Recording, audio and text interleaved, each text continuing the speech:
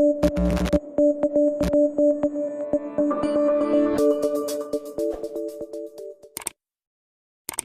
Tips here, and today I'm going to tell you why H.265 HEVC, the latest video compression standard, is so awesome.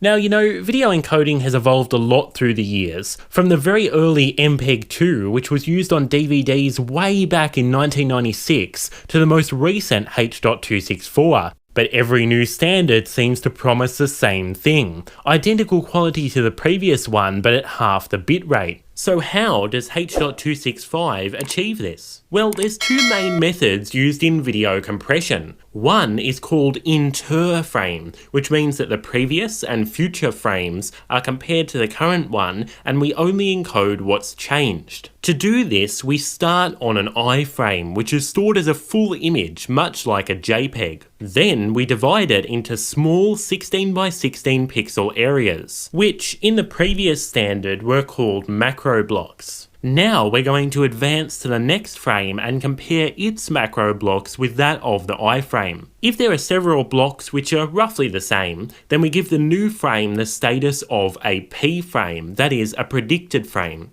This means that what we can easily do is intercode block A. So because it's identical, we can just bring the pixel values directly across. And then we can intracode block B. In other words, give it entirely unique pixel values that are only for this frame. Now here is the H.265 difference. Macro blocks have now been renamed to coding tree units, and they can range from the original 16 by 16 size way up to 64 by 64. Now, why is this such a big improvement? Well, you've got to remember that when H.264 was first standardized back in 2003, 1080p video was the height of technology. Now, of course, we've got 4K, and more efficient encoding is needed. And this is exactly what larger macro blocks give you. Now, the second big improvement has to do with intra-frame compression. In other words, comparing areas within the same frame and looking for redundancy. And the improvement is, wait for it, the increase in prediction directions.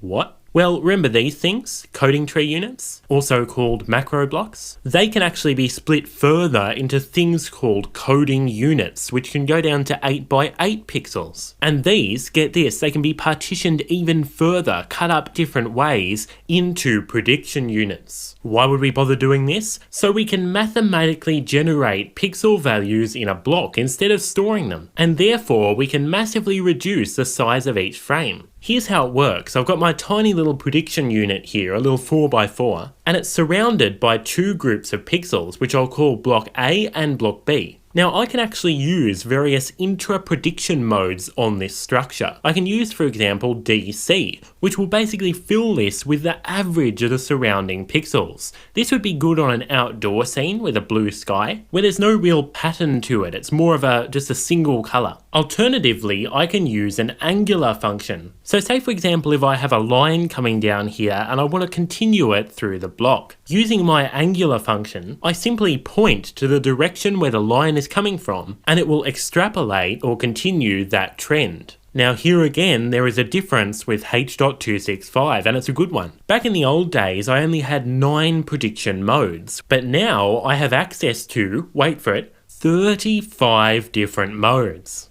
Now the advantages to this are many, including far greater accuracy when larger block sizes are used, say for example in 4K video, and generally much better quality compression. So, they are the main reasons why H.265 is better.